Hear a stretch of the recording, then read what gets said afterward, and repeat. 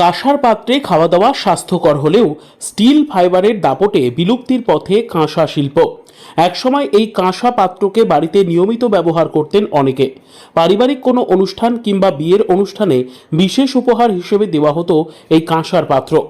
মানুষের কাছে থালাবাটি, ঘটি, বালতি ইত্যাদি নানান রকমের কাঁসার বাসন ছিল প্রাথমিক পছন্দ। যদিও বর্তমানে আধুনিক যুগের বিভিন্ন রকম প্লাস্টিক, ফাইবার ও স্টিল জাতীয় পাত্রের দাপটে চাহিদা কমেছে কাঁসার পাত্রের।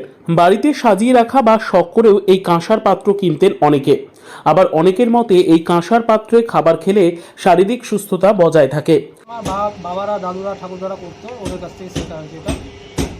এখন আর নতুন করে কেউ শিখছে না, কারণ কাজটা খুব কঠিন। আর তাছাড়া এটার চাহিদা অনেকটাই কমে গেছে, কারণ স্টিল, ফাইবার এগুলো উঠাতে আমাদের এই চাহিদাটা অনেকটা কমে, কারণ এটার দামটাও বেশি পড়ে। কারণ এটা আমরা পুরোনো প্রযুক্তি থেকে তৈরি করি, তার জন্য এটার দামটা অনেকটাই বেশি পড়ে।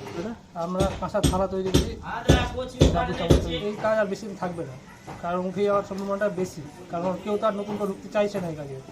তার জন্য আমরা উঠে যাওয়ার সম্ভাবনাটা বেশি আছে। প্রায় মোটামুটি 16-17টা কারখানা ছিল, এখন তা দাঁড়িয়েছে 5-6টাতে। নতুন করে আর কোনো কারখানা তৈরি হচ্ছে, অনেকটা কম, আগের চেয়ে অনেকটা কমে গেছে। আজও বিভিন্ন সামাজিক অনুষ্ঠানের খাওয়া দাওয়া, রান্না করার ক্ষেত্রে কাঁসার পাত্র লক্ষ্য করা যায়। কাঁসার পাত্রে রান্না করলে খাবারে আম্লিক ভাব কমে, পাশাপাশি এই বাসনে রান্না করা খাবার হজমেও সহায়তা করে বলে অভিমত চিকিৎসকদের।